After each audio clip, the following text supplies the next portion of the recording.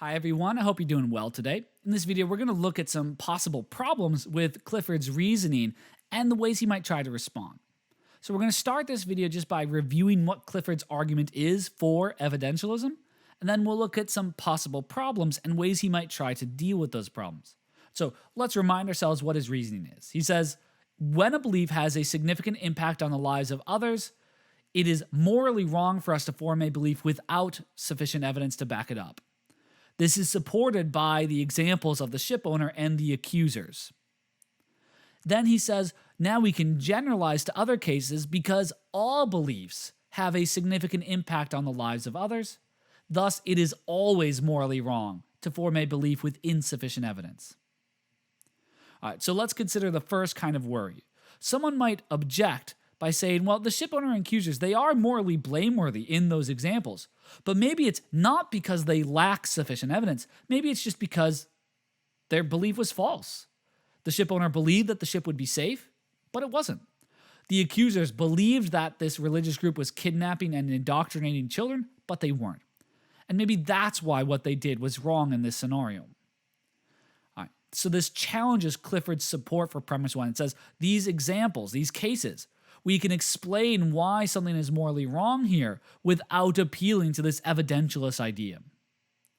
Clifford responds though, and he says, but the ship owner would have done something wrong even if their belief was true. And so the explanation that appeals to false beliefs is not as good as the explanation that appeals to the lack of sufficient evidence. And the idea is forming a belief about the safety of the ship without sufficient evidence, with insufficient evidence, still exposes passengers to this unnecessary risk, even if they make it okay. To try to bolster this point, imagine I get on a plane tonight, and I get to my location, then I'm watching the news later that night, and I see a report that my pilot was drunk while I was on it. When I hear this, I'm not going to think, well, I made it fine, nobody got hurt, no harm, no foul. No, I'm going to be pissed. I'm going to hope that this pilot gets punished, hope that they're fired, hope that they get other punishments as well. And that's because I believe that that pilot, by flying the plane under the influence of alcohol, they have exposed me to unnecessary risk. And so even though I didn't suffer any harm, the idea is exposing me to that unnecessary risk was itself a way that the pilot wronged me. Similarly, even if the ship turns out to be safe, the fact that the ship owner believes that the ship is going to be safe against the evidence that is out there, the ship owner has thereby exposed the passengers to unnecessary risk, and that in itself is a way of wronging them. Here's another kind of objection. Someone might say, maybe forming a belief with insufficient evidence isn't wrong. Maybe it's only when you act on those beliefs that you've done something wrong. So it's okay to believe whatever you want as long as you don't act on those beliefs without good evidence. So someone might say, even if the ship owner believes that the ship's going to be okay despite the evidence, they might still decide to get an inspection despite their beliefs. And in that kind of case, would they have done anything wrong? So this challenges Clifford's support for premise one. But Clifford says, it's not possible to sever the belief from the action, as this objection suggests. So he says, look, you just can't divorce belief from action as cleanly as this objection likes to suggest. It says, no person who holds a strong belief on one side of a question can investigate with such fairness and completeness as if they were really in doubt and unbiased. So the idea here is, look, if the ship owner just doesn't have a belief one way or the other about the safety of the ship and they go and do an inspection, they're going to do a much more thorough inspection if they've gone in there with a neutral mind. But if they go into the inspection having already decided, having already formed the belief that the ship is safe, they're not going to do as thorough of an inspection. And so the idea is, by forming the belief without that evidence ahead of time, even if they do the inspection, they've biased their investigation. It's no longer neutral. And that's not good enough. All right. Another kind of objection says, well, hold on though, but not all of our beliefs are like the ship owner. Some of our beliefs are rather private, like maybe religious beliefs or maybe trivial beliefs that don't seem to have an impact on the lives of others. So if I believe that there's 6 books on my desk, that doesn't seem to have any significance for anybody else's lives. So in these cases, maybe it's okay for us to form our beliefs without sufficient evidence. Yet again, Clifford doesn't think this is right. He says, in like manner, if I let myself believe anything on insufficient evidence, there may be no great harm done by the mere belief. I mean, maybe my belief actually turns out to be true, just by luck. But, he says, I cannot help doing this great harm towards humankind, that I make myself credulous. So even if the belief doesn't directly harm someone, that is, by forming that belief without good evidence, you do a harm to other people by making yourself credulous.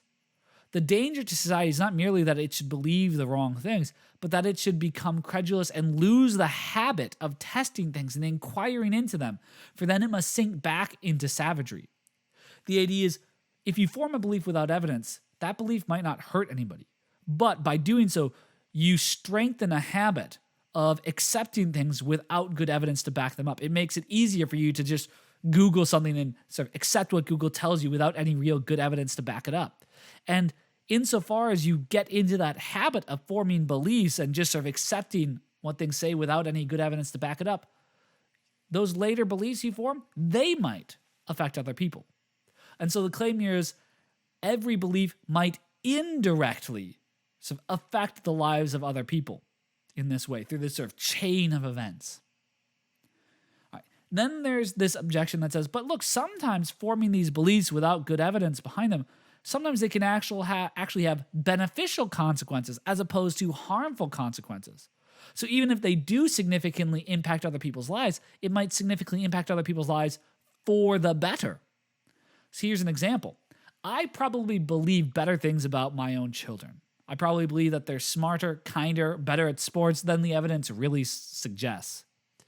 Nonetheless, having that belief that maybe my daughter or son are smarter than they are, or maybe better at sports than they are, it might help to boost my children's confidence and get them to try harder and to improve more than they would have if I maybe had a more accurate picture of their abilities. Also, by having this belief, it might strengthen our relationship. And those look like benefits. And wouldn't those benefits justify me having that sort of optimistic look on my sort of kids' abilities, even if it wasn't really supported by the evidence? And there might be other examples like this as well. Try to think of your own. Now, Clifford doesn't consider this kind of problem. So I want you to think, can you think of anything he might try to say in response to reply to this? Lastly, we usually don't hold people morally responsible for things that are out of their control. So, look, if you purposefully clench your fist and hit someone in the face and cause them a lot of pain, I'm going to blame you. I think you've done something wrong, barring like in unusual circumstances. But imagine that someone has an epileptic seizure, and during that seizure, their fist sort of clenches and their arms start flailing, and during that seizure, they hit someone in the face and it causes them a lot of pain. So that event has had a significant impact on another person's life. But I wouldn't blame the person who had the epileptic seizure. I wouldn't blame them because they just don't have control over that event. They don't choose to have or not have a seizure. And when they're having the seizure, they don't choose how their body is moving.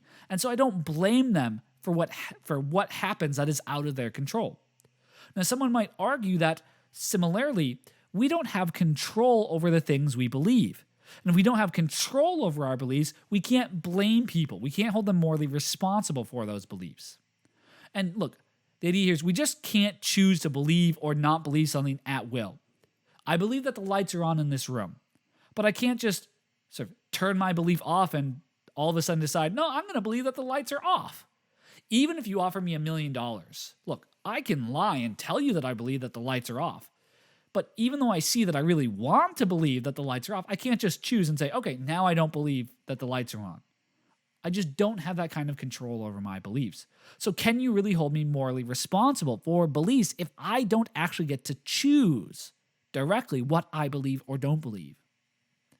Now, Clifford doesn't consider this kind of worry. Can you think of anything that he could say in response? We can talk about this in discussion if you'd like, but this is something for you to reflect on. So that's all for this video. I'll see you all in the next one.